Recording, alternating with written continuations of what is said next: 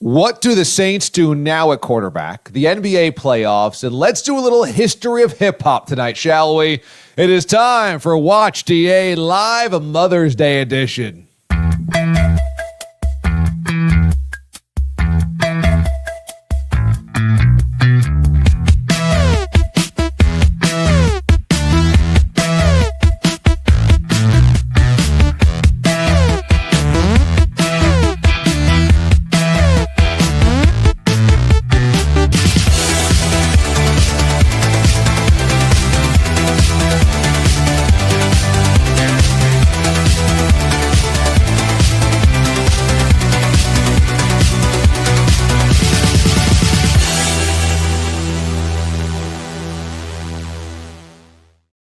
All right, everybody, how we doing? Thanks so much for joining us. I'm excited about tonight's show coming up for you in about 15 minutes from now. Let's do the history of hip-hop. You guys know I'm a hip-hop head at heart. That was my first love, I would say, probably when I was about 9 or 10 years old. Kind of got into hip-hop back in the late 80s, early 90s. We were going to have the curator of the Hip Hop Museum in New York City, Rocky Bucano, is going to join us on the program coming up in just a few minutes from now. So that should be pretty awesome. We'll delve into some non-sports stuff tonight. Also, we shall have some thoughts of the NBA playoffs. We've got to give away some last dive bar merch and a shout out to those who have won good stuff around here. Good stuff that we have that we got to still get out to you guys as the D-aliens who have been watching and patronizing this channel for quite some time. Let me just say I apologize for being a little late on the clock here, but I have had a huge Mother's Day, and I know that you guys can understand. You try to do what you can for all the moms in your life, and this morning I woke up and the Bourbon Bell and I had no AJ in the house. We had left AJ at my parents' house last night because we had a fundraising event at my high school alma mater who was inducting their first ever Sports Hall of Fame class. So they asked me to do some words to open up the proceedings. We were there last night doing that. And so we woke up and had to go get AJ. So it began with getting over to my parents' house, okay? Then it was bringing him back. Then it was celebrating with the Bourbon Bell Mother's Day, her second Mother's Day here. And then what we decided to do was she wanted to go out for ice cream after I gave her the cards and the flowers and the gifts from myself and AJ. We had to go out and get ice cream. So we went to go do that, came back, late nap for the little guy, late nap, middle of the day nap. When we got up, wanted to go celebrate with my mom. And so we went out to do a little Mother's Day picnic with my mom. That wrapped up with a little bit of some hamburgers, hot dogs, some shrimp skewers. It was delicious. We had a little cake as well. That ran a little bit late, and so we didn't get back into the Casa Amendo compound until, I would say about 10 minutes ago. So that's why we had to be a little bit late on the start time tonight. But I'll use that opportunity to just say that for all the moms out there that are watching this show, or those that still have their mom around, or have their wife and mother of their children around, or have a daughter who's a mama today, from the bottom of all of our hearts here on Watch D.A. Live, a huge salutation, a huge thank you for everything that you have done and you continue to do, because you guys are what makes this whole thing work. You know, moms everywhere hoist up the family on their shoulders. I know my mom is one of my heroes, and she raised 3 of us. And I think, even though she didn't know what she was doing, especially with me, because I was the oldest, we all came out pretty well because she was all heart, she was all guts, and she knew, every day was going to be a grind, but every day she just had to do the best that she could. And at the end of the day, I think we were all so much better for it. And she was there to, wash my jerseys, and she was there to come drive me to practice, and she was there to watch games with me that she knew I cared about on TV. If my dad wasn't around or I was just watching by myself, she was always engaged in my career and my life, and she's always loved coming out to Mets games with me. And so my mom means so much to me, and of course my wife does as well. She's an amazing mom, and so I tried to treat them both as special as I could today, and I know that many of you guys did the same exact thing. So We have a lot of great moms that listen to the show. One of the coolest things I think about Watch D.A. and about my show throughout the years is how many women listen and how many moms listen with their kids and how many moms listen because of their kids. And I take that with a great source of pride, because sometimes sports talk can be a place where, it's just like a bunch of dudes all the time, a big sausage fest all the time. But I am very proud to say every stop I've ever been, every show that I've ever put on, we've always had a really good core of female listeners and moms and grandmoms and soon-to-be moms. And I just think that's the coolest thing. That's the fabric of everything. So great job, moms, today. Happy Mother's Day. And I appreciate all you guys understanding us being a little bit late to the proceedings this evening because of Mama's Day. I wanted to start sports-wise with this Saints quarterback situation because, my goodness, out of nowhere this offseason, we had the Derek Carr scenario, right? And the Derek Carr scenario was suddenly he had a shoulder injury that they couldn't really pinpoint information on, the severity of it, when he suffered it, how long it was going to take.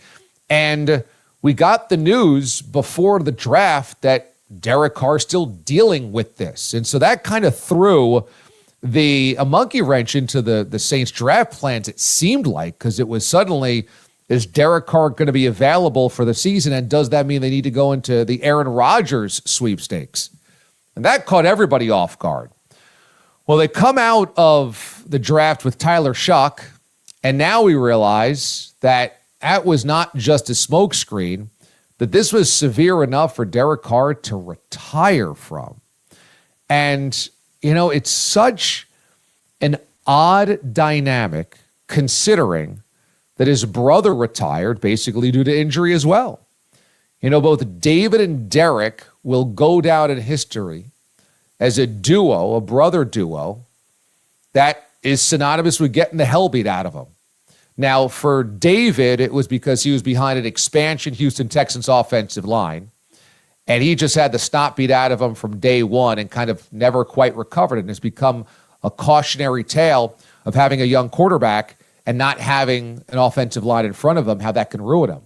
For Derek, Derek played in the league long enough as a starting quarterback, but he did end up collecting a lot of injuries along the way.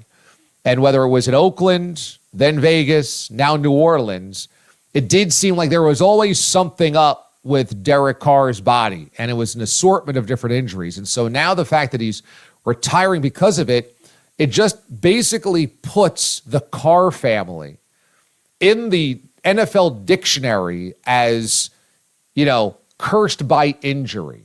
And I don't know if that was because of poor offensive lines for Derek Carr, or just because as a DNA of their bodies, they just could not take the rigor and the wear and tear of an NFL career. But it is wild that both of them basically have to retire before they are ready due to injury. And for the New Orleans Saints, this is one of the most underwhelming, if not horrifying, quarterback depth charts in recent NFL memory. Look at this. You're talking about Tyler Shuck, who they just drafted, battling the two-headed monster of Spencer Rattler and Jake Haener. Look at these guys. Haener had one start last season. Spencer Rattler went 0-6. He was a rookie. And now Tyler Shuck. These are your options. At this point in time, if Aaron Rodgers wanted to play for the New Orleans Saints, would they have to move aside and let him do so just because those three almost guarantee you a 1 or 2 win season? For a Saints franchise that doesn't have a lot of talent anyway under the hood, is it not impossible to imagine any one of those guys stepping in and winning more than 2 games? Now, I don't love the idea of inviting Aaron Rodgers circus into my hometown either. So if the Saints don't want to go down that road, I don't blame them. But that really is terrifying. The idea that your three-way quarterback position, your three-way quarterback battle is a rookie, a second-year guy that went 0-6, and a third-year guy with one start. By the way, none of them were drafted as a franchise cornerstone. None of which were drafted as this is our future at the position. All three were brought in as potential projects. And so when you have a quarterback competition and it's a three-way project race, my God. And then that begs the question, is this history repeating itself all over again? Where you would potentially have a Manning getting drafted number 1 overall by a pitiful Saints franchise. Because once upon a time, 50 some odd years ago, Archie Manning, the patriarch of the Manning family, was exactly that. He came out of Ole Miss after an elite career in the SEC. He ends up drafted number 1 overall to save the franchise. Of course, Manning has, all of that goodwill in the South, in the SEC, and so they draft him to be the guy that saves the Saints as the Aints. And he ends up the face of the franchise, but getting the snot beat out of him, much like the Carrs. And in doing so becomes, again, cautionary tale of brilliant talent wasted because he was drafted to a terrible franchise, which informs why he maneuvers his son, Eli, out of the Chargers at that time in 2004 to the Giants. He thought the Chargers were the Saints 2.0. And today, Arch is going to start this year for Texas. And if Arch wanted to, he is now the requisite number of years removed from high school graduation where he could enter the NFL draft. And if he did, would hypothetically be the number 1 pick in the draft and maybe to the New Orleans Saints. And history just cycling back on itself, which is wild. Now, the flip side of that is, does the Manning family ever do anything prematurely? And the answer is no. So Arch, after just one season of starting, this is a guy that went to a place where he knew he wouldn't start right away in Texas with Quinn Ewers there. He's a guy that's patiently waited his turn. He has now finally risen to that spot. And after 1 year, probably Cooper Manning and the Manning clan doesn't say, okay, Arch, you should jump into the NFL. But considering the New Orleans roots of that family, considering how in the city they are royalty, and considering it just might happen where the New Orleans Saints are the number 1 pick in the draft, and so you could say if you enter the draft, if you knew that his stock was high enough, you could engineer him to the hometown team. That would be an amazing sports story. So now we have this watch going on where this generational quarterback tethered to the city of New Orleans forever is simultaneously finally starting every week as we watch the Saints crumble to a 2-win season. But again, trying to find more than 2 wins when Jake Haener, Spencer Rattler, and Tyler Shucker, your quarterbacks, is a tough project, it's a tough ask. So we'll see what happens. But the Derek Carr retirement news opens up a whole hell of a lot of doors. All of them interesting, some of them horrifying. Let's also talk a little Bill Belichick here, shall we? Because we get the news this week that perhaps Jordon Hudson was suspended from the UNC offices. Perhaps she wasn't. North Carolina says she's welcome, but let's make this clear. She's not an employee. There's posturing. There's not embarrassing somebody. There is a line being drawn, but trying to do so in a diplomatic way. by the administration over at UNC. And with that as the backdrop, I thought the most interesting story or line item that came out of the Belichick weekly saga was that members of the Belichick family are worried that Jordon Hudson is ruining a legacy that it took him decades to build. And that is a aha turning point. Remember when I talked about last week, Julian Edelman said in his podcast that, hey, PR people stop interviews all the time, and that's no big deal, that she tried to halt the questioning of how they met with the CBS Sunday interview. And he tried to kind of gloss it up, no big deal.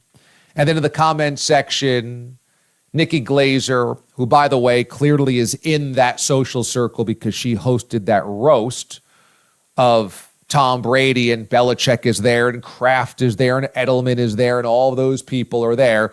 She kind of defends her the same way. Oh, no big deal. This is what PR people do. In that comment section under that post, one of Belichick's son's wives, so Belichick's daughter-in-law, commented, pretty critical of Jordon Hudson. And that was the first sense that not all is well in the family for what Jordon is doing. Now, this was not one of his sons. This was not blood. But it would be odd if one of the wives of his sons said something that his sons disagreed with, right? More than likely, this is what they're talking about. And instead of a guy on Bill Belichick's staff, on Daddy's staff saying something, it's his wife that's echoing what he feels. And that was the first sense that what Jordon Hudson is doing and what Bill is doing is not satisfying and is not cool with the family. Okay, so now it starts to bring a different picture into balance here. And the report this week that she's undoing something that he built his legacy on is very notable.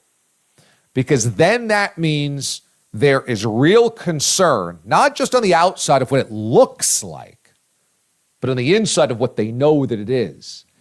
And I think that right there is a real, okay. So what it looks like on the outside is what is really going on. Because you could never know. But if the family is worried about this, it means, look, Jordon Hudson is a bit of a crackpot.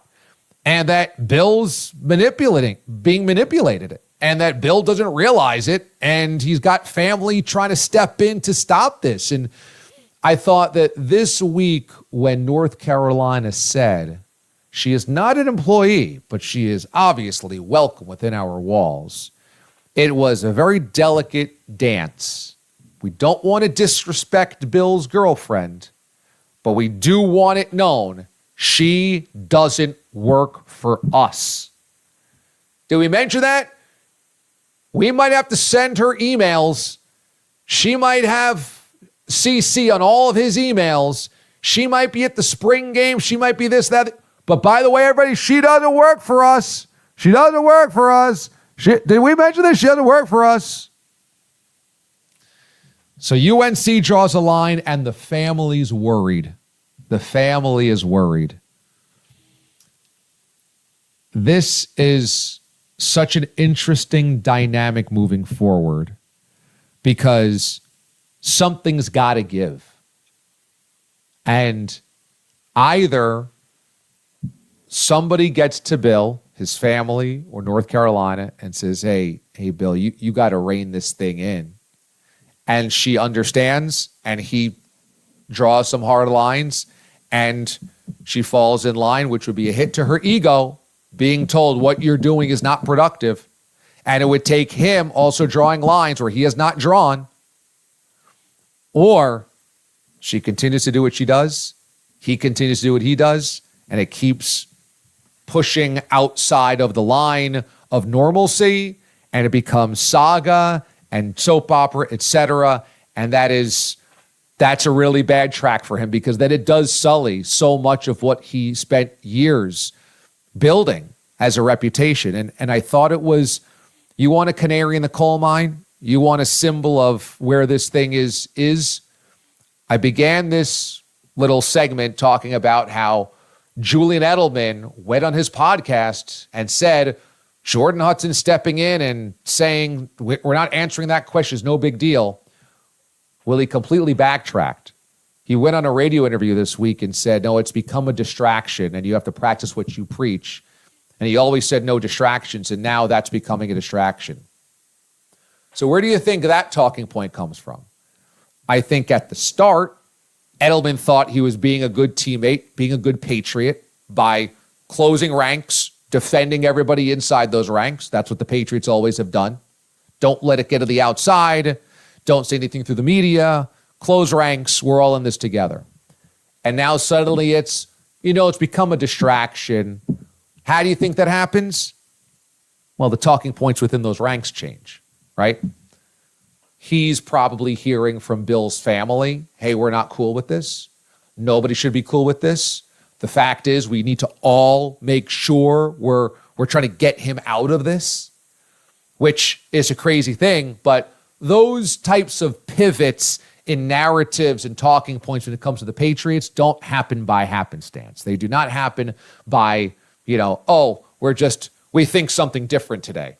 Those end up becoming bullet points that are sent out or talked about within those walls by the organization, by Robert Kraft, by how we're supposed to handle things. And we know that Kraft and Bill don't meet eye to eye.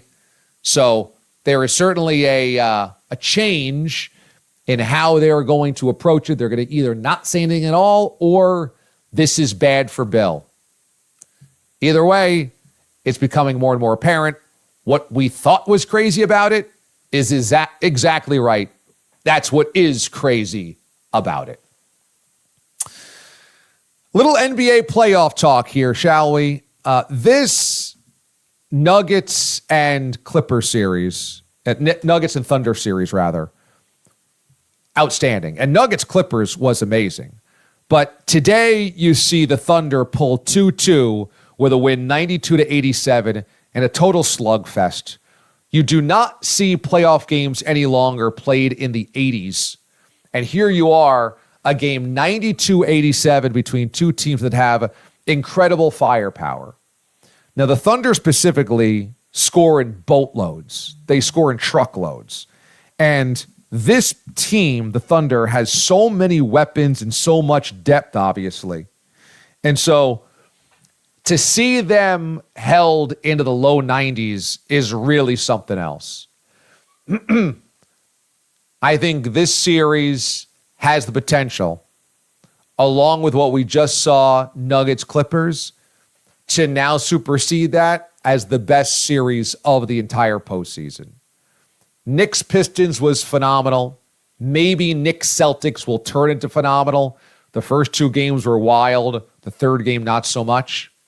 But I think in terms of the breadth of a series, Jokic and this kind of train that's running out of steam, but still kind of chugging along, only in the second round, up against a team with that much firepower, that much depth, that much ability, and those types of scoring options kind of like slamming heads in the playoffs is a fascinating style contrast. And it's 2-2. They each split their home games. Hard to imagine that doesn't go a full 7 games. That's been really such an interesting series to watch. And it's possible that's a de facto NBA championship series. It's a de facto NBA finals because when it comes to the Eastern Conference, I don't know what to make heads or tails of anything there. The Cleveland Cavaliers, I thought, had a legitimate shot to win an NBA championship this year until what happened in the first 2 games of the series. Now, they bounced back with a game 3, but with the injuries that the Cavaliers have suffered, can they stay healthy to win this round of the 2 more rounds to finally get to the mountaintop? We shall see tonight with this game 4 game.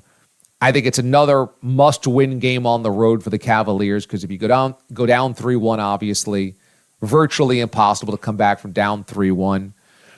But they've already gotten 1 road game. They're healthier than they were in the first 2 games. And when the Cavaliers are right, they fit together so well. The brilliance of the Cavaliers season was that everybody played a different role, and they all played their roles perfectly.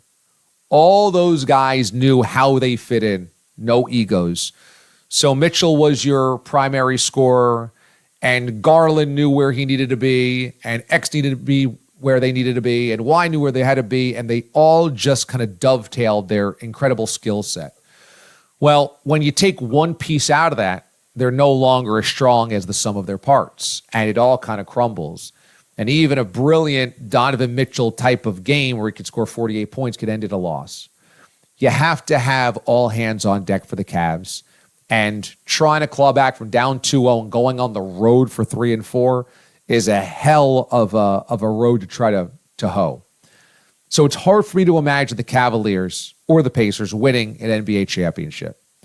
I could have certainly seen the Celtics doing so until what we've seen in the first 2 games of the series. Now, I know they put it together in Game 3, but the simple fact that we saw the Celtics completely wilt in those 2 games, and Jason Tatum come up so small, and Joe Mazzulla looks so frozen, and the Knicks just kind of take the fight to the Celtics and punch down on them, bully them continuously for 2 games, despite being down 20, was what I thought, how do I believe this team is going to win an NBA championship again? Because last year, when you really look back on it, how many challenges, how much adversity did they really face? And now that they have, did we actually see the real Celtics get exposed? That unless they are completely superior in their talent level, are they good enough, great enough to be able to look a challenge in the eye and overcome it? And last year, they got to play a Heat team without Jimmy Butler in the playoffs, a Cavs team without Donovan Mitchell, a Pacers team without Tyrese Halliburton, and route to the NBA Finals. I mean, it's hard to say whether they really can overcome this, which is the biggest challenge of the last 2 years in the playoffs. And they looked really good in Game 3, but are they good enough to win an NBA title? Hard for me to believe. And no matter what happens in this series, I don't think the Knicks can win an NBA championship.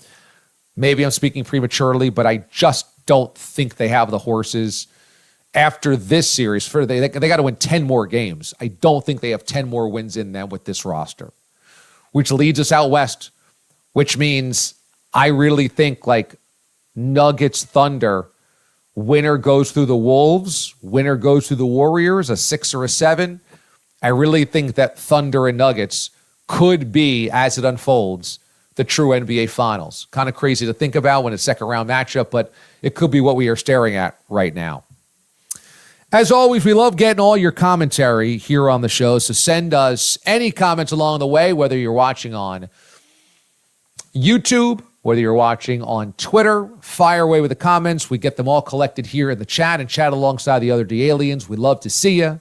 We love to have you inside our walls, the cozy confines of the digital mothership on Sunday nights. And by the way, a little reminder, make sure you subscribe. Click on this button below me. Make sure if you are watching right now, you are subscribed to the YouTube channel. If you're watching on Twitter, make sure you get over to the YouTube channel and hit subscribe. That way you get notified when we go live on Sunday nights and when we have DA deep dives and a new series that we are unveiling this week called Q&DA. This is going to be an interview series where I'm going to sit down and do some long-form interviews, podcast style, with some guests that I'm super interested in. And so you'll get kind of these deep dive conversations and subjects that I'm super passionate about and I want to learn about. And you can kind of listen to it as a podcast. So if you want to be out running, going to the gym, you got errands to run, something like that, you just pop it on. You don't have to watch it. Just listen to our conversations. The podcast is going to be available this week, and our first guest is going to be an author by the name of Dan Moore. Dan wrote an incredible piece about this very odd, uncomfortable relationship that the city of Sacramento finds itself in with the A's. Trying to win over baseball that, hey, we can be an expansion city. We're a big league town, while also dealing with the dirty part of this, which is carpetbagger A's, John Fisher. Sacramento almost lost the Kings a couple of years ago, and now they're watching the A's do the same thing. And there's a lot of ick around it. And Dan Moore is a tremendous author. He wrote this piece for The Ringer. Going to sit down with him. We have a conversation, kind of deep dive into that bizarre circumstance and really get his thoughts on it. You guys know how passionate I am about the A situation. That's going to be our first installment on the Q&DA side of things. So look for that this week right here on this YouTube channel. You'll be able to listen to that almost as a podcast right here on this channel. And make sure you are subscribed to know when that thing goes live. We also have Bob's Bar coming up here, and I am beyond fired up. And let me bring on the Marquette Marvel, Aidan Hatton, with the Bob's Bar latest. I got a big announcement here, Aidan. I don't know if you're even aware of this, but did you know that I've been working with somebody behind the scenes on our live music for Bob's Bar? It was teased on the air, what was it, last week? I know there was music being thrown around. What kind of genre is it? I have no other prior knowledge. Okay, so Randy in Ohio, Randy Trask, who is always in the comments section. Randy has shown up at last year's Bob's Bar in November. He's shown up to Office Party in New York City. He has shown up to the Bab Bash last summer. Randy is a diehard D.A. alien, and he also plays in a band in Ohio, Ashtabula, Ohio. I say, Randy, I need live music, man, and you're the man to help me source this. He goes, I'm on it. So him and his beautiful wife, Beth, they got on it for me, and they started working the phone. They're like, we got connections in every city. We're going to find somebody. So Randy sent me some information, let me know what was going on this week. We were going back and forth, and he's like, I got your guys. Guys. Oh, really, guys? He goes, yep.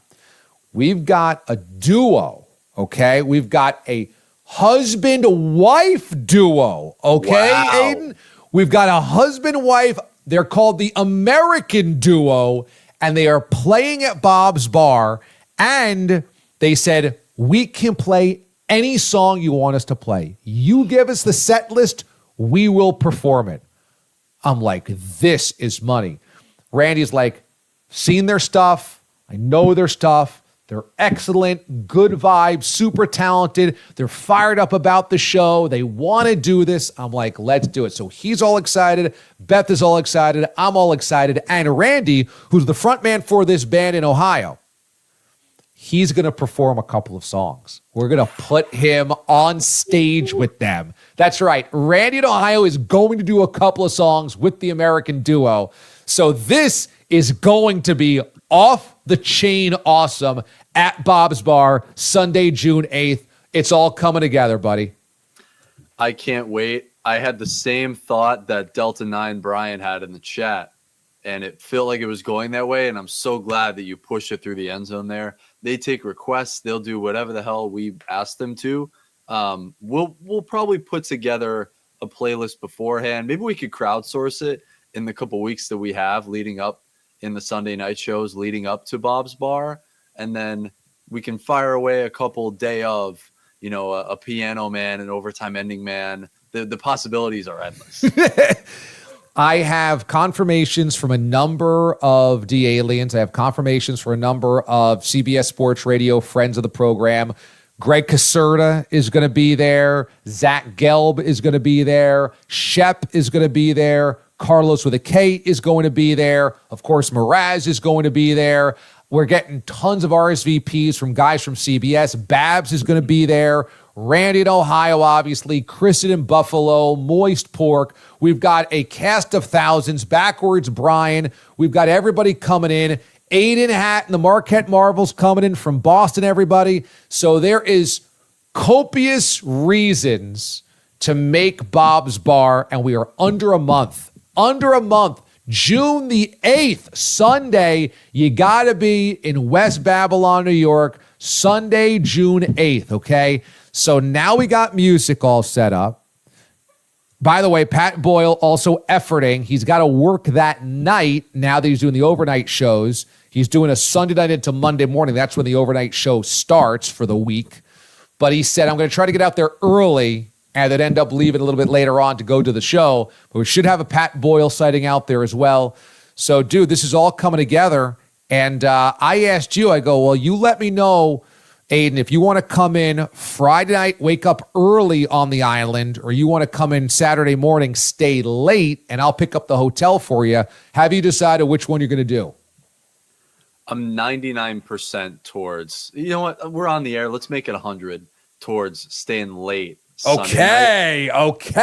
So any of you guys that are going to be at Bob's Bar, just so you know, Aidan's going to be staying Saturday night. So if you want to get him good and liquored up and hang out with him all night and keep him up really late for the next morning, Sunday night rather, that's when he's going to be after the show. Correct. Sunday night after the show. Okay, very good. So you're coming in Sunday morning. That's correct. Sunday morning, I'll take the drive down. Don't need a designated drive. Well, yeah, we'll not need a designated driver for the night to get back to Boston. We're staying Sunday night. We're hunkering in after the show. I want to make sure that it's Bob's 5. We're filling out the hand count, and Bob's 4. We had a little less of a notice last year. Bob's 3, obviously the last one at CBS Sports Radio was unbelievable, but this is my first one. It's almost like the even numbers. We're gonna come back strong here. Bob's 5. I can't wait. And if it's any more incentive, yes, I'll be there Sunday night on Long Island, and we'll wake up Monday, possibly hungover, and get back to Boston. So I'll be there. We'll capture plenty of content along the way. We got the American Duo requests coming in galore. We have food ideas, drink ideas, exhale cocktails. I know that's in the chat tonight. That has to come back. It's the official kickoff to summer. I can't wait. No doubt. Yeah, it's going to be awesome. So we have a set list coming. We have live music. My next thing this week is food. I've got a couple of calls out, okay, on the food front. I'm not going to tip my hand to it yet, but I've got some really cool ideas and some really cool people working on some cool ideas. So that should be awesome. And I will say, I know Kristen in Buffalo is watching. She's in the chat right now. As I always say, she's the captain of my team. I might have to request that tater tot casserole that she did as the football food of the week last week. Remember? She described it. It was like layers of tater tots, and then there was cheese. I think there was a queso thing. It sounded unbelievable. It was like a loaded tots, but times a million. It was like a sheet cake of loaded tots. I might have to request that to bring it down and us fire it up, heat it up for everybody, because that feels like a true Bob's Bar type of meal, does it not? Especially cooked by Gal Fieri, our Kristen in Buffalo. 100%. I'm thinking about, it's not a total potluck for the D-aliens out there. We're not going to request that somebody brings a food item or a drink item. If you want to, great. But now my wheels are spinning because, of course, Kristen is going to outperform me on the cooking game. So I'm like, what's my niche? Do I bring jug of, the Marquette Marvel's favorite jungle juice, whatever it is. We'll figure out maybe something in the drink vein. Overall, good vibes will be coming on the drive. That will not be an issue. But if you have any ideas, brainstorm in the chat, because we'll have plenty of food ideas, plenty of drink ideas. What's as the first Bob's Bar, obviously, that I'll be there, and then the Bob's Bar that I'm producing. How are we going to make it happen? I'm open to any and all suggestions. All right. That's awesome. So, yeah, bring the suggestions. We're all about it. I can also tell you that I may or may not have reached out to my favorite indoor football team based on Long Island. I happen to know the general manager there. And so we may or may not have an appearance or two or some type of swag or some type of promotional items from one of the elite indoor football franchises on the East Coast. So ENTFLA. That's the ENTFL. Do we even know what that stands for? I believe the ENT is entertainment. FL is football league. association? Are we doing a double entendre there? ENT, I remember, is entertainment. And folks, if you're wondering why this is in the top of my brain right now, we're going to get to some New York Dragons news. It's on the rundown. I am so excited. I have had this in the holster since Friday. You have no idea how ready the DA eye of the uniform is ready to pair with the New York Dragon football program. So stay tuned. Beautiful. Iron Man Sean is driving up from South Carolina, so that's going to be phenomenal. And I'm so super psyched about all of this. And it's just going to be great. If you can't make it, we would love to have you there. If you can't make it, we will have a live show on that Sunday, broadcasting live from Bob's Bar, so you can tune in that way or relive it. If you're not going to be around during the day or you are coming to it, we'll always have it archived here on YouTube, so that should be awesome. And starting next week, we'll invite some of the cast of characters that are coming to the Bob's Bar to join us on this show on Sundays to talk about the upcoming event. So stick around. You'll see some familiar faces around these parts for the upcoming Bob's Bar show. So that's all on the way. Super exciting. Try to make sure you are clearing your schedule to get there. That is Sunday, June the 8th. Right now, we are saying it's in West Babylon, New York, because we don't have a specific address that I'm going to give out publicly yet. But as we get closer, obviously, I'll have that. And what we've done in the past, just so you know, is instead of blasting out on all social, since these are private residences that we're talking about, either, when we've had it at the Mraz household, or in this case, assuming that we have it at Upside Down Mike's house, which is just down the block from Bob's Bar, because Bob still is recovering from his knee surgery, his knee replacement. I don't want to blast a private address out on social media. So as we get closer, if you just DM either me or Aidan or email us, then we'll give you the official address and you can come that way. So that's how we've done it in years past, and that's how we'll obviously do that coming up here. We think it usually worked pretty well to make sure the people that are planning to come are the ones that are privy to that information. So that's how we'll do that. I'm so super excited. And this is going to be an event to honor you guys, the D-Aliens. That's what this really is about. I wanted a summer kickoff show. The Bob's Bar shows of years past were always so special to me when we had it to kick off the summer.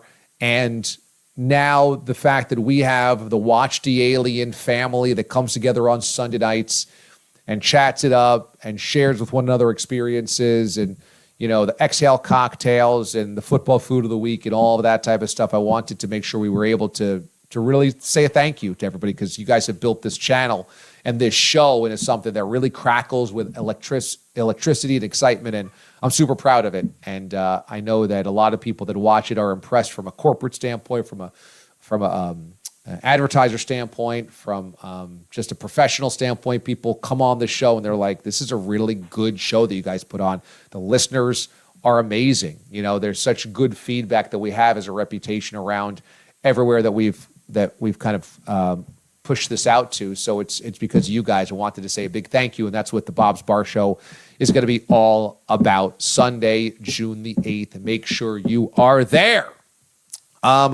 We have some extra time because it looks like Rocky's not going to join us from the Hip Hop Museum tonight. Looks like he's going to have to reschedule, which is totally fine. He's been a busy guy. He's definitely wanted to do. We just try to figure out the best schedule for him. So we're going to try to get him in here at another time. So that gives us a few extra minutes to play with here. And I will say that I wanted to also just touch on Reggie Miller's appearance on All the Smoke this week. All the Smoke is the Matt Barnes and Steven Jackson podcast. And you can watch it on YouTube as well. It's really fascinating. They just get former NBA players to completely open up. And it's so casual and so relaxed, but it's so interesting in the stories that they get. And Reggie Miller talked about Malice of the Palace, and I mentioned this on my radio show. The interview opens up with Steven Jackson apologizing for his role in the Malice of the Palace because basically, submarined the Pacers' chances at winning a title in 2004, which was Reggie's final season. And Reggie starts crying. And Reggie, I mean, off the top of this interview says, you don't have to apologize. You don't have to apologize. There's nothing to apologize for. Like you were defending the team, and I'm never going to blame you for that. And it was like, wow, a really raw, powerful moment. But there was a moment in it, and it was just a captivating hour to listen to. But there was a moment in it where I thought it was so interesting. Reggie is a current commentator on the NBA.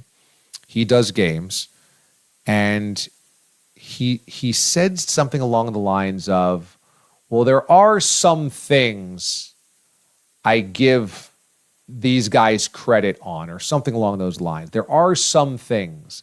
But he was short in saying that he really respected the modern game. And they had asked him, what would have been like if you had a three-point line that you were just allowed to fire away, because he played for coaches like Larry Brown and Rick Carlisle and Larry Bird, who were like, yeah, you can take like 6 threes a game.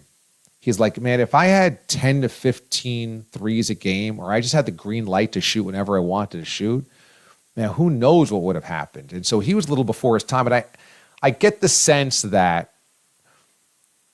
Reggie is part of the Barkley, Shaq, the old guys that really have a hard time with the modern NBA. And I think that's such a fascinating, dynamic, because I've talked about this before. You do not hear Gronk, J.J. Watt, Nate Burleson, Charles Davis. You don't hear the high-profile former players, Randy Moss, Rodney Harrison, beleaguered that the NFL stinks now, that the game is soft now, that the players don't understand what it used to be like anymore. I mean, there's a little bit of that always bubbles to the surface with the old guys and old players. But in the NBA, there is such this groundswell of guys that just don't respect the way the game is played now. And Reggie's pretty diplomatic. Charles and Shaq are very candid, sometimes candid to a fault.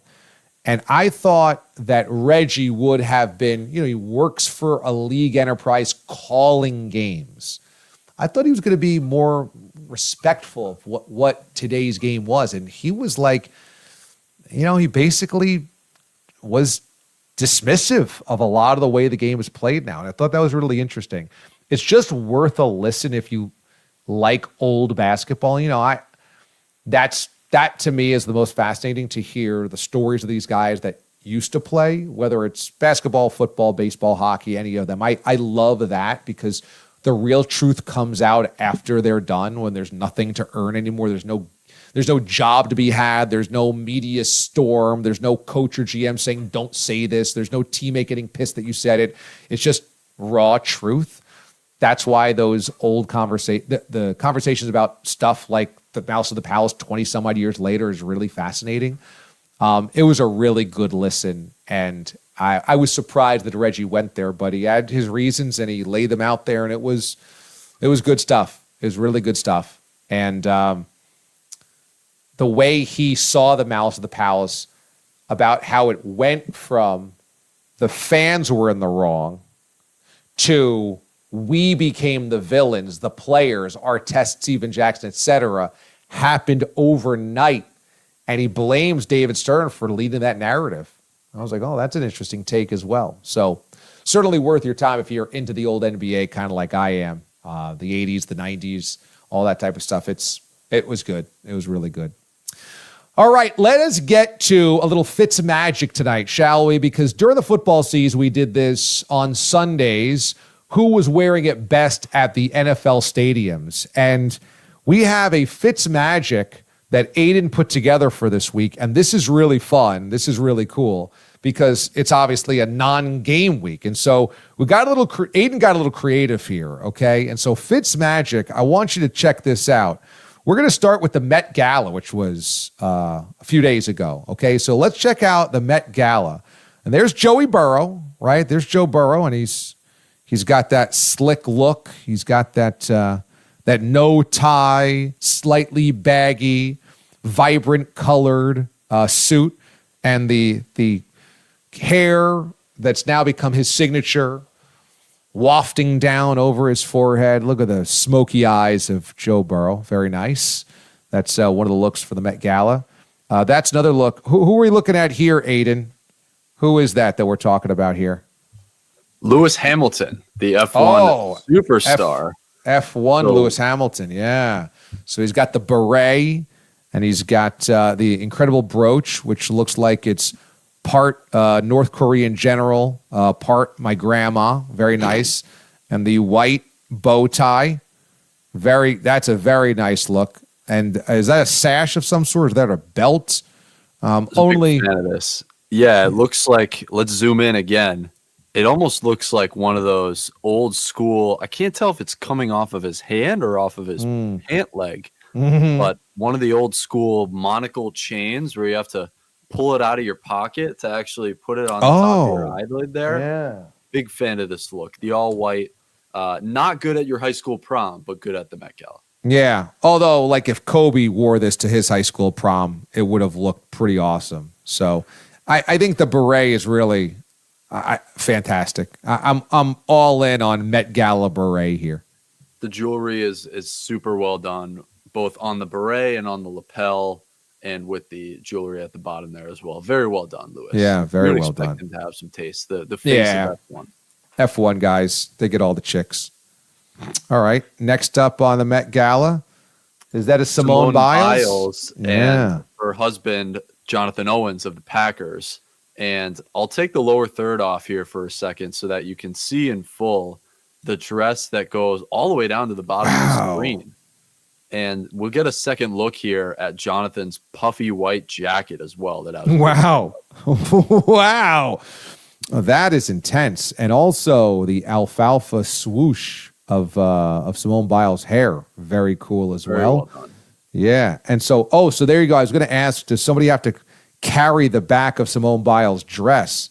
And sure enough, you have the dress holder in the back of that shot. There you go. You have to employ somebody to actually carry the back of the dress. Wow, I didn't even know that. And what inspired this as the Fitzmagic Met Gala edition, that's a tongue twister, was that ESPN actually did a full profile, and they had one of their writers follow Saquon Barkley, who was actually involved in this on Monday as well. And just the amount of pomp and circumstance that goes into everybody's given a suite on the top levels of the venue, and you all, process down the elevator with your said dress holders in the back, photographers, personal photographers, your social media coordinators. Very fascinating. So if you're looking for things to watch, you can watch All the Smoke Pod with Reggie Miller on YouTube. And if you're looking for something to read, that Saquon Barkley piece at ESPN, very well done. Okay.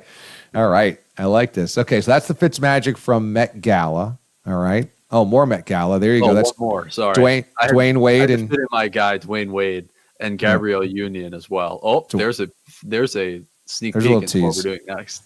Yeah, but Gabrielle Union with this bedazzled vest underneath the jacket. Yeah. And he's got the tux collar that it's folded right at the front there, skinny tie, and obviously his wife matching with the black and white flavor. Very well done, very classy by a Marquette Marvel himself, Dwayne Wade. Spoke at my graduation. Marquette never disappoints with the fashion. Contrary to popular belief with people calling out my sweater tonight, my zippers all around. But Marquette, we do fashion right. He looks like either the fanciest waiter at your wedding, or that's what I expect the outfit of the American duo to look like, the husband and wife combination that will play at Bob's Bar. I'm hoping that's how they're dressed for Bob's coming up in a few weeks. We need Randy to check in on the chat here and give us a fit check of what we can expect, because if it's not this, then we need to get something close to this. Yeah, man. D. Wade and Gabrielle Union, they always go all out. Those are a pair of fashionistas right there. All right. For the next phase of Fitzmagic, I wanted to test you a little bit here. Yes. And also cater to what you do frequently on social media, mostly during the NFL season. And I want to get into this more because, as the D-Aliens know, there is no one more well-versed to comment on uniforms and logos than our fearless leader, Damon Amendolara. So just this week as well, the Utah Mammoth released their name, all the logos, all the colors. So we're going to show the uniforms as well, because I need to get your take on what the NHL's newest franchise looks like. Is it a thumbs up or is it a thumbs down for the Utah Mammoth? Take a look at these. So there was a time during the mid-90s, early to mid-90s, where every expansion team in professional sports became some type of unique, colorful animal, and it became a little redundant. We had the Panthers turn into the Jaguars, turn into the Diamondbacks, turn into the Devil Rays, and it felt like it was redundant and a copycat type of thing. That's where expansion teams had to go. And remember, if you go back to the late 80s of the NBA, in the same stroke was both the Orlando Magic and the Miami Heat. So, you see some commonplace there, where then we had the Tampa Bay Lightning, we had weather events, right? So it became, I get bothered when expansion teams stop thinking for themselves. They start just copying others. And my lone gripe about the Mammoth is that it comes on the heels of the Seattle Kraken. And it was like, we've kind of already done the mythical creature or the prehistoric creature with the Predators as saber-toothed tigers, and the Kraken, and now the Mammoth, which was also a bit of a problem with the Utah Yeti, is that we're kind of doing the same thing. We're copying this kind of like brand of the moment. This is what the expansion teams are supposed to be named. So that's the one problem I have with it, that we just did the Kraken. That being said, I have very little complaints about any of this. I think the logo's phenomenal. I think the logo's absolutely phenomenal. The fact that they have the mountain ridges, the snow-capped peaks as the peak of the skull of a mammoth is awesome. I think the tusk is awesome. I think the swoosh of the tusk, along with the interlocking swoosh of the nose, looks badass.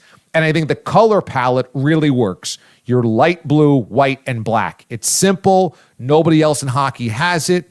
I think it's a phenomenal color palette. I don't like the road jersey UTAH. I think it's boring. I think they should just use that mammoth logo and crest on the white one. But it's kind of a small thing to bellyache over. I really like that logo. And did I like the Utah Yeti better? I did. Utah Yeti. It obviously rolls off the tongue. It's super original. It can only really work that well with Utah.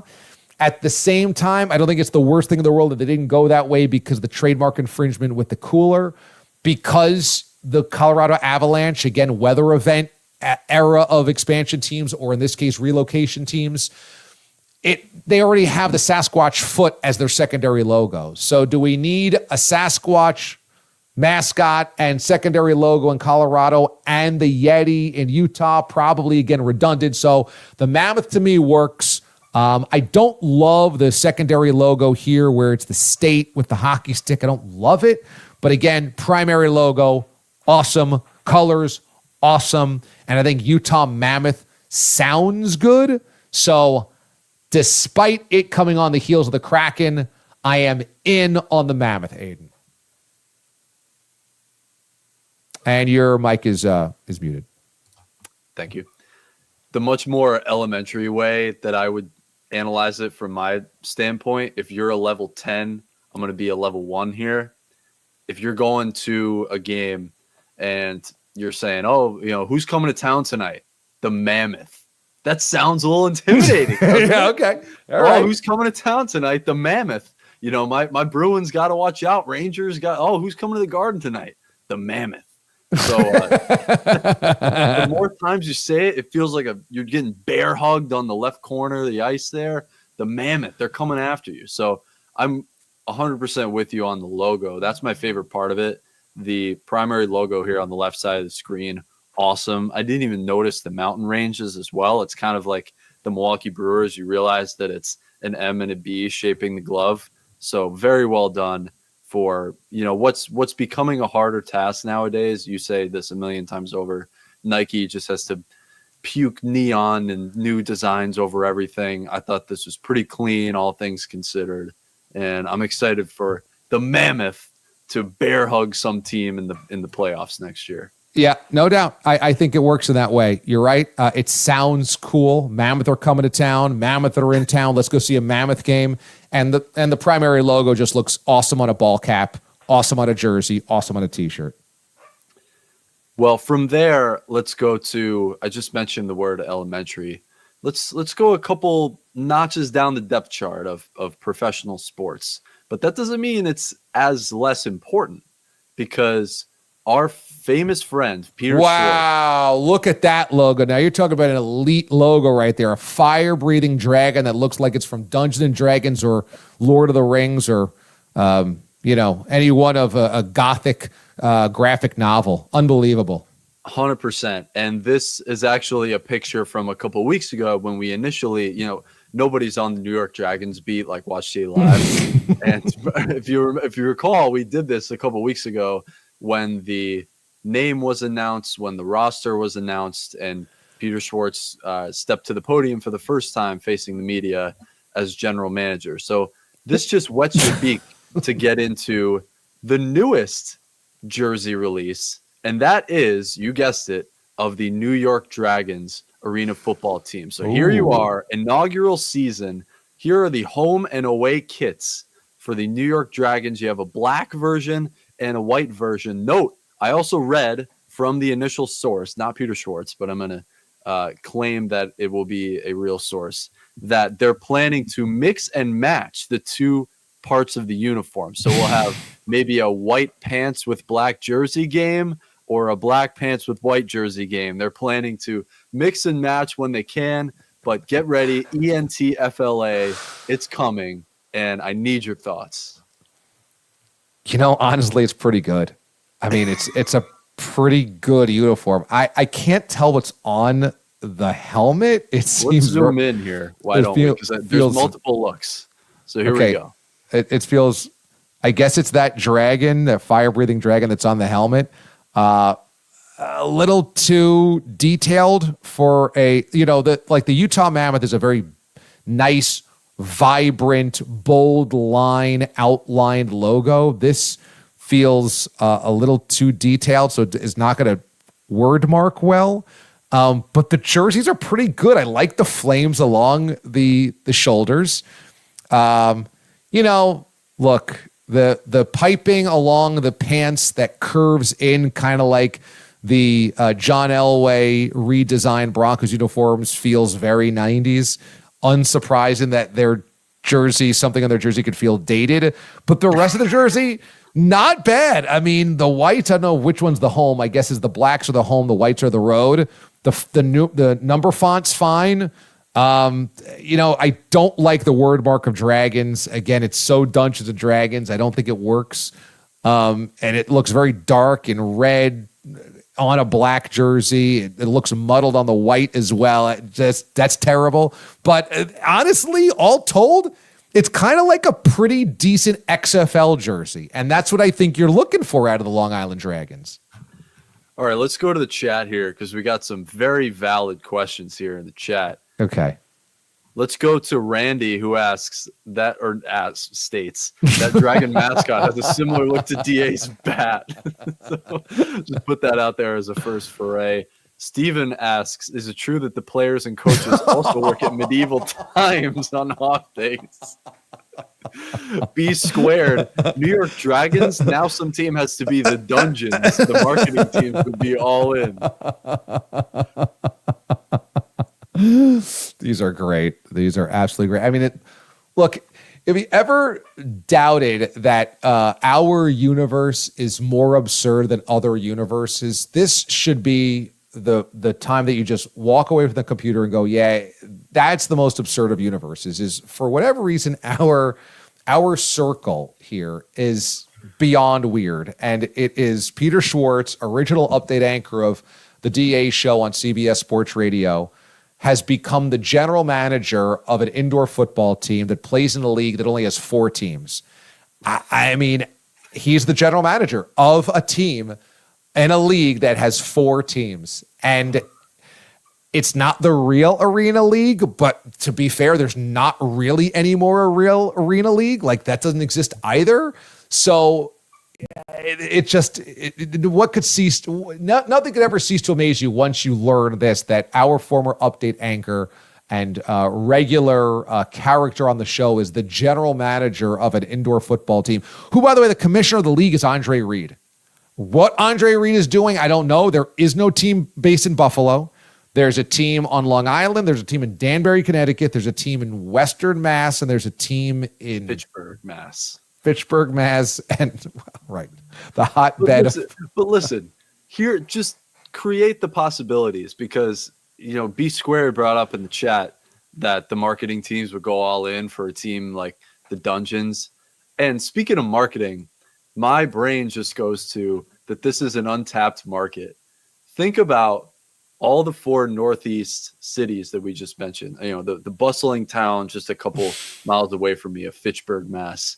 Imagine a Watch D.A. Live tailgate where we have the Dragons pitted against, I think it's like the Fitchburg Mammoth or something. I'm just kidding, along the lines of Fitchburg. But a tailgate at one of these arena games, it's indoors. We don't have to worry about the weather. We don't have to worry about, fans trampling over you to get into the game. But a New York Dragons Watch D.A. Live event just feels like an untapped market. Well, there's something there. Yes, you're right. I just don't know if I can possibly ask people to take time out of their day to go watch 2 hours of bad indoor football. I don't know. I know if you come to Bob's Bar, I can guarantee you an awesome time, because I get to control the music. I get to control the food. I get to control the site. It's a big ass to ask people to actually go watch bad indoor football. Yeah, I'm obviously being 100% serious. And I'm glad that Unknown Nick reached out in the chat from my second home of Wisconsin. They just got an arena team, Eau Claire, Wisconsin, which is almost to the border of Minnesota, called the Axemen. Now, that's an awesome arena name as well. Yeah, totally. Okay, the Axemen, huh? There you go. Well, as I've said, have calls been made, texts been sent to certain inside sources around certain indoor football teams, perhaps based on Long Island, perhaps in advance of Bob's Bar, perhaps. We'll see if anything comes to fruition, but there has been some early conversations, we shall say, when it comes to that relationship. The most bizarre thing that's, I think, ever occurred. Okay, before we get out of here to do the Little Mo Laugh of the Day, are there some, we should let everybody know, we need addresses here. I just sent out a bunch of Watch D.A. Live winners, Last Dive Bar merch. This week, you got both t-shirts and calendars courtesy of Last Dive Bar. Use the code MOTHERSHIP. You'll get 15% off your order. Go to lastdivebar.com. They got t-shirts. They got hoodies. They got beer mugs for the summer. We are going to start the Exhale cocktails coming back up next week, I believe. Although we might not have a show next week, to be honest with you. We're still working on this. I'm out of town next week. I'll explain coming up here during the week on my radio show and then also on social media, but we might not have a Sunday show. But when we finally do have our next Sunday show, we're going to start with the Exhale cocktail. So you're going to want to get yourself pint glasses and shot glasses and everything that Les Dive Bar has over there. Again, use code MOTHERSHIP for 15% off. They are awesome. They're some of the best people that I've ever worked with. Brian and the gang over there do a phenomenal job. They're just good salt of the earth people. Support them. Use code MOTHERSHIP and get your summer swag on via Last Dive Bar apparel. So we've got a bunch of winners over the last few weeks, and we don't have their address, Aiden. We need mailing addresses for our winners who have won Last Dive Bar gear and prize packs. And so do we have a list of who we need to get a hold of us for their addresses? I do, and I'm going to rattle them off rapid fire here. Okay. John Tankson, 2-Ton Tony, Reed Phillips, Psych Mamter. I know you guys are on here tonight. Doc Obel, and then Toonces. So that's the list. If you hear not your real name, your username in that list as well, reach out to watchdalive@gmail.com. That's the easiest place that we can communicate your shirt size, and we'll get you all set up for the summer with Last Dive Bar. All right, there you go. All you guys that you heard your names, give me one more roll call there so that they know they got to get a hold of us. Awesome. Let's do it in reverse. Toonses, Doc Obell, Psych Mamter, Reed Phillips, Two-Ton Tony, and John Tankson.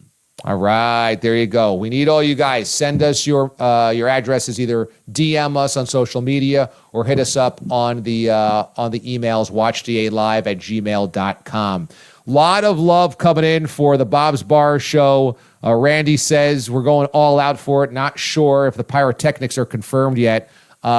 We're going to leave the pyrotechnics confirmation for a later date because we don't want to send off any alarms in the West Babylon area. But you can be sure there is going to be some unpredictable events that we should have ready to go. So bring your dancing shoes, bring your drinking shoes, bring your eating shoes, and bring your be ready for anything shoes, because that's what the Bob's Bar is going to be all about Sunday, June the 8th. And if we do end up having it at Upside Down Mike's house just down the street from Bob's Bar, it's going to be a phenomenal site as well. The neighborhood's awesome. And Upside Down Mike has said no problem if Bob's knee is not good, we can have it here. I've done outdoor parties for Eagles games before, watch parties, etc. He's got the whole thing set up, so we're super excited about it. It's going to be a freaking phenomenal event, and all you guys are obviously invited. Aidan, do we have a winner for a Last Dive Bar T-shirt and prize pack today from the show? Yes, we do, and let's continue on the roll of Bob's Bar comments. The first appetizer before we get to the winner comes from Spencer, who very wisely ties in. I wonder if Jordon Hudson will vie with Dina Lohan and Kenny Lidendahl to win the Miss Bob's Bar 2025 title. Maybe a beauty pageant is in our future here for the show on June 8th. That's a great call. Also, by the way, a little reminder, if you want to bring your kids, you're more than welcome to bring your kids. This is a whole family affair. This is not just adults. Kids are invited as well. Mraz is bringing his daughters to the party, which is going to be great, so you can come meet them. Taylor and Peyton are such sweethearts. We love having them around at all the Bob's Bars, but he's going to have them there on Sunday, June the 8th. So if you want to bring your kids, there's going to be other kids there. They should have a good time as well. So certainly come one, come all. Kids are all invited. Love that. And just as a perfect foray from, Bob's Bar, Jordon Hudson talk, the winner for the Last Dive Bar tonight actually is a great question that I wanted to get your thoughts on from Robbie in Michigan/Arizona. Hey, Robbie in Michigan. What's up, brother? He's a longtime listener to Sirius XM. Love it. Do you think UNC hires Bill, now more popularly known as Jordan's boyfriend, knowing what they know now? Do you think that actually happens? I think UNC is currently debating whether this was the right move. I think they want relevance in their football program. They had gone back to Mac Brown after Mac's best days obviously were behind him. They are a very well-endowed athletic department. They've got a lot of cash, a lot of big money donors, and UNC has been vying for a slot in the SEC or the Big Ten. That might take years to finally unfurl because it looks like at the moment the ACC is relatively strong at the moment. But everybody has said when it comes to the next wave of conference realignment, UNC would potentially get plucked for a larger conference like the Big Ten or the SEC. I think there has been a very strategic maneuver in that athletic department to make sure football is relevant since it's been a basketball school for so long. And these days, football continues to drive the financial bus. So I think if you put truth serum in all of them today and said, would you do it again? Would you hire Bill again, knowing that you sign up for this? They'd say yes, but I think there's less appetite today than there was on the day that they hired him. I think there was a lot of excitement then. I think today that has waned. And I think they're all going, it's worth it if he wins. But if he doesn't, this is not where we want it to be. They don't want to be a laughingstock. They don't want their spring game to be the source of punchlines on social media. They don't want Sunday news, CBS Sunday News, to be at a press release war with their head coach. They don't want to have to issue their own releases about whether girlfriends of head coaches are allowed in the facility. They don't want this. They don't like this. This is not what they thought they were signing up for. So at the moment, there's an appetite for it because there's still the desire and hope that he gets to win 9 to 10 games next year, and it makes it worth its while. But I'll be honest, I think we're inching towards people within that administration saying this is already not worth it. And if he wins 6 or 7 games, then it's really not worth it. I don't think we're there yet, but I think he's going to have to win and win a lot early to be able to put to bed the worries that they've hired a circus. Now, maybe this quiets down by the time the season rolls around. Maybe this was just a blip on the spring radar and it'll be reined in. But if it's not, and he doesn't win big, there will be a lot less excitement around his hires by the people that thought it was a home run 5 months ago. All right, nice job, Robbie. Send me your address, man. I'm going to get a T-shirt out to you, courtesy of Last Dive Bar. They do awesome stuff, and they support our show, and we want to support them and support you guys as well. And I'm sure you'll be listening tomorrow morning on Mad Dog Sports Radio, Channel 82, with the DA Show with Babchick, weekday mornings. All right, let's get you your Little Mo laugh of the day, shall we? And Little Mo is a hero around here, as we all know. He always had a wonderful smile on his face and laughter all around. And so every single week we try to honor him with a laugh of the week. And Aidan, what will be this week's Little Mo laugh of the week? It has to be all the Pope memes, Steve. Yes. Yes. Chicago-based Pope named the newest Pope, a Villanova grad. And there you go. In Mike Ditka sweater font, the Pope. There he is with a Chicago deep dish. We got a steak sandwich from Chicago, a little Malort as well in there as well. Also, we saw that the Pope was at the 2005 Chicago White Sox World Series. Unbelievable. So this guy's made the broadcast. Like, what are the odds a random fan 20 years ago makes the broadcast? But sure enough, the Pope, hardcore White Sox fans.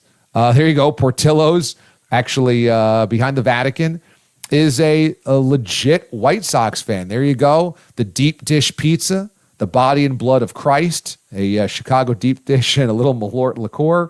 There you go. It's a lot of Chicago memes and White Sox memes and sports memes, and this one. There you go. He has eaten our dogs. The Wieners circle. There you go. The new Pope. Nothing more Midwest than these things. Having lived in the Midwest for 4 years, it's a place that I obviously still love. And even though Chicago and Milwaukee are about an hour separated and there's some harsh sports rivalry there, it's almost better that he's a White Sox fan instead of a Cubs fan because he roots for the disenfranchised. I know that I'm not the only person here with this take, but just the fact that the most Midwest people come out of the woodworks to represent this guy is amazing. As a Catholic, let's recreate the SNL skit as JR here puts on Blue Sky. And yes, Villanova as well. As a Big East guy, Marquette Marvel, only one conference has got a Pope. So Big East back on top. As you can see, the Nova Knicks need to add to that AT&T commercial. As the Pope walks down the hallway with Dante DiVincenzo. Yeah, so here we go. Here was the picture that spawned a search to find him on the broadcast at the 2005 World Series. This, to my knowledge, was a developed Fujifilm picture of this random guy here at the bottom smiling. But then Pope Leo is in the background on the phone. And you can imagine all the comments and captions that you could create for this. And also, look at that main guy. Has there ever been a more White Sox fan than that guy? I mean, 65 pounds overweight, gray hair coming out from underneath a raggedy old White Sox hat, certainly from the Frank Thomas years, big bushy eyebrows. That guy has just finished off a deep dish. And so that's who the photo's being taken of. And in the background is Pope Leo in 2005 using like a Nokia phone from the game. I mean, it just couldn't be more Chicago and couldn't be more perfect. It couldn't if you really tried. And my favorite one, it was in video form. We couldn't include it, but I was talking to my dad today, and he actually said D.A. would love this one. The intro that the music was cued to the 1998 NBA Finals, and Sirius and the Alan Parsons Project comes on, and he's being introduced with Michael Jordan and Dennis Rodman and Scottie Pippen in the 1998 Finals was just so perfect. Let's keep going here because there were some good tweets as well in tweet form. The Clem report from Barstool Sports. Can't believe the Vatican is announcing a new pope while wearing the City Connect uniforms, which is very close to your heart. That's very good. That's very, very good. That's very good. This was probably the first one that came out from everybody. Chicago, produced the pope before the 4,000-yard passer. And Diego, very funny. New pope has a degree in math from Villanova. This guy doesn't just understand sin or sine. He understands cosine as well. Very well done. Oh, very well done. That's a very math smart reference. tweet. Very nice. Yeah, smart tweet. And let's go to Popeyes. Pope, yes. How do you want to frame this one? Well, look, you could spell it just depends on where you want to put the space, but Popeyes can be spelled Pope yes with the same amount of letters in the same order. You just have to put a space after the E. Pope yes. And you could imagine that the Pope, if he grew up in Chicago, probably has had a few Popeyes in his day. Oh, yeah. And it's off topic from the actual papal conclave, but their new pickle glaze sandwich that they're coming out with all this pickle stuff, Popeyes. And I got to find one near me because I'm very excited. That's advertising and that's working on me. Maybe that's what we should do for Bob's Bar. Maybe I should just get a huge case of Popeyes for everybody. This one will be right up your Shador Sanders comp. This is right up your alley as well. Time taken to get picked. The new Pope 2 days, Shador Sanders 3 days. That's so good. That's so good. And of course, Kuiper. Disgusting. This is Kuiper, meltdown. Disgusting. Chicago Pope Tuesdays on NBC. Watch out. The jokes just write themselves, huh? It was a barrage of one-liners and memes and jokes after the Pope got picked. The papacy runs through the Big East. Nova should scrap playing at Wells Fargo, play a few games with the Vatican. The Big East is the only conference with a Pope. Yeah, it was never ending this week. Shout out to my friend and former podcast co-host Zach, who put these two in. He was very excited, and it's actually his birthday today, so happy birthday. Very Zach. Nice. Happy birthday, Zach. Very nice. Lives in Chicago, very excited for the Big East to be back on top, and very excited for the Pope to be a Nova grad as well. Wouldn't it be amazing if Chicago suddenly did have a franchise quarterback that they drafted in Caleb Williams, and the Pope came from Chicago? I mean, it would be an amazing turn of events. Everything else in sports in Chicago feels like it's kind of like following its traditional line. The Bulls aren't that good. The Blackhawks aren't good. The two baseball teams, the White Sox clearly aren't good. But that the Bears have something that they've kind of never had, which is a drafted quarterback that comes in waiting to be a star. It would be amazing if they somehow solved that at the same time that they developed a Pope as well. Everything coming up Chicago right now. So that's very funny. Very funny. And it's just Chicago's like the funniest American city there is. There's just so much content there that it's the perfect place for the Pope to be from. So Little Mo will be laughing this week at all of that. You know that. So that is our Little Mo laugh of the day and laugh of the week. All right, everybody, that's going to do it for us this morning, or I should say this evening on the show. I will see you in the morning on Sirius XM. Thank you, obviously, for watching. Thanks, Aidan Hatton, the Marquette Marvel, as your executive producer. We are counting down the days, less than 30 of them until Bob's Bar. I cannot wait to see you all from there. And our next show, we will start dialing up our friends of the show that will be coming to the Bob's Bar as well. Everyone, happy Mother's Day as I open up talking about I love my mom dearly. I am so happy I got to spend time with her this year. I try to really make time for her as much as possible because she means that much to me. And I know many of you feel the same exact way about your moms, especially if they're still here. And if they're not, much love and prayers up to all those that have lost their moms and wish that they could be with their moms today. But today is just a day for all the moms out there that have supported us all along the way as sports fans, in our careers, in our families, in our lives, in our childhoods, in our everything. Moms are everything, and we love them very much. So happy Mother's Day, everybody. Thanks for watching The Digital Mothership Disconnects. Be good and be good to one another, and I will see you tomorrow morning.